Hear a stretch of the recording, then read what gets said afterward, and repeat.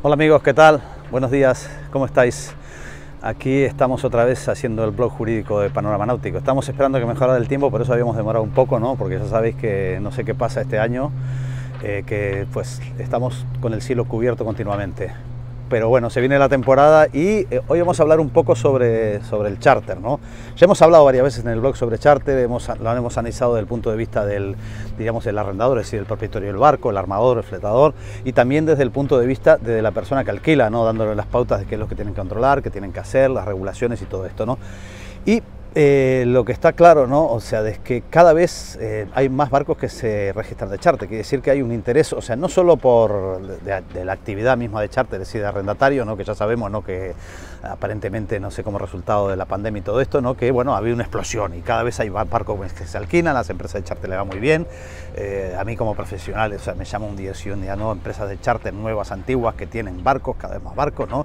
Y también el número de usuarios ha aumentado, tanto a nivel nacional como internacional, las plataformas van ahí como un tiro, o sea que todo el mundo está charteando, ¿no?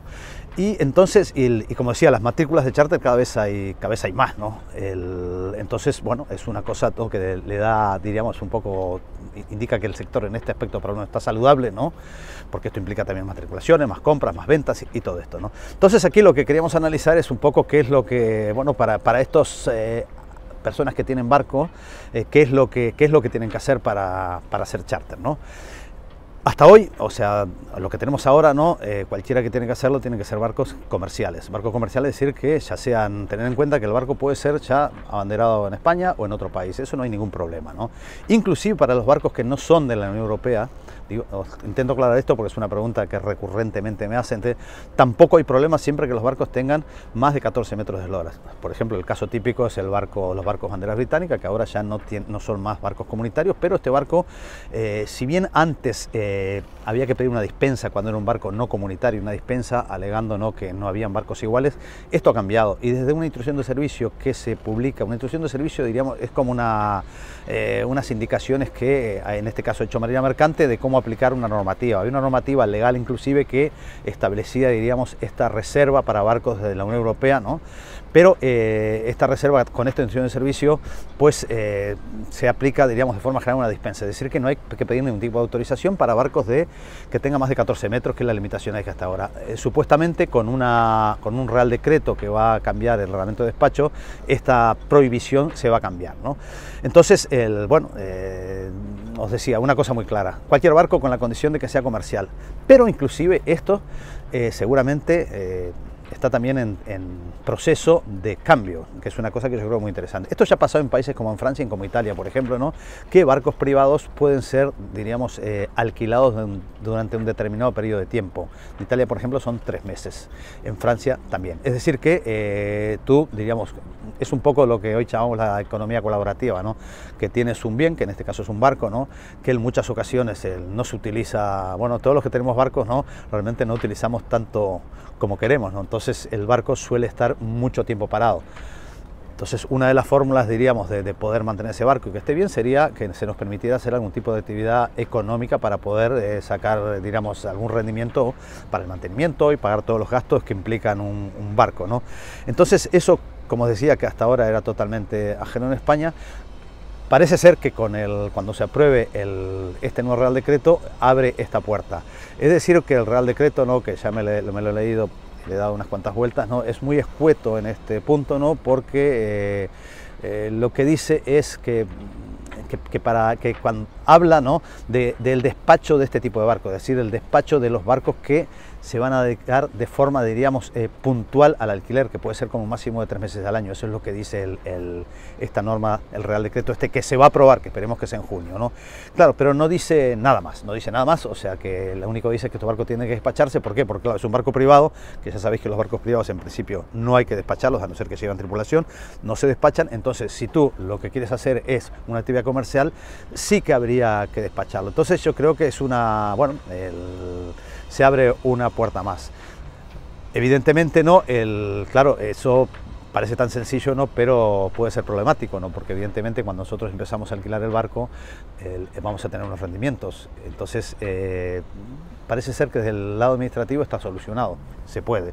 Ahora veremos fiscalmente cómo se trata esto, ¿no? Porque ya sabéis, al hacer una actividad económica, esto implica que el armador, ya sea una empresa o ya sea un particular, bueno, tendrá que estar al día de sus obligaciones fiscales, ¿no?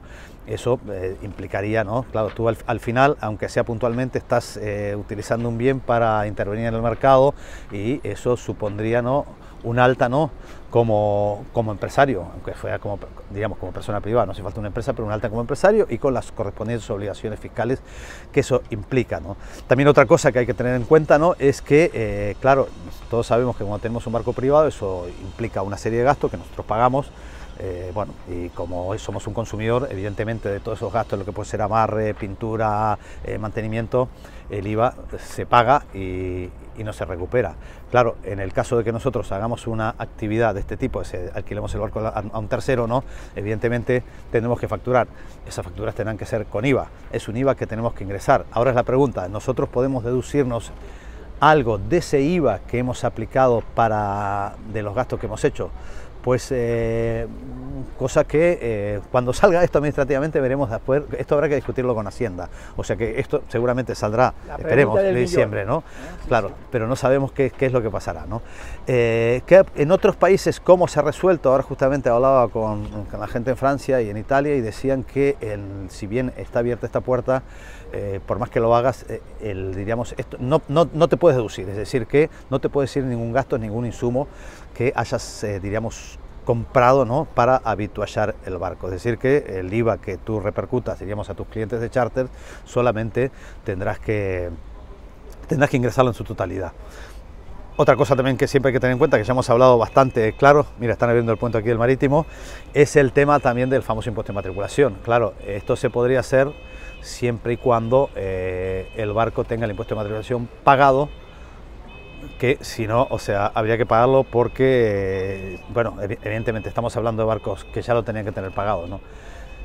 Y bueno, en cuanto a la regulación administrativa, ya lo hemos comentado bastante, ¿no?, que las cosas han cambiado y se intenta facilitar con la introducción de servicio que hablábamos del año 2020, ¿no?, a nivel de documentación. En cualquier caso, también he de decirlo que comparado con otros países del entorno, realmente prácticamente es el único lugar, ¿no?, que se exige hacer tanto papeleo para el charter. Y lo peor de todo es que lamentablemente sigue existiendo mucho intrusismo. Bueno, esperemos a ver que salga este Real Decreto ahora en junio, que esto, como os decía y como ya hemos hablado, quitará la limitación para los barcos extranjeros de menos de 14 metros y a ver si efectivamente se permite esa posibilidad de alquilar el barco de forma temporal. Pues nada, nos vemos en la próxima. Un abrazo a todos, chao.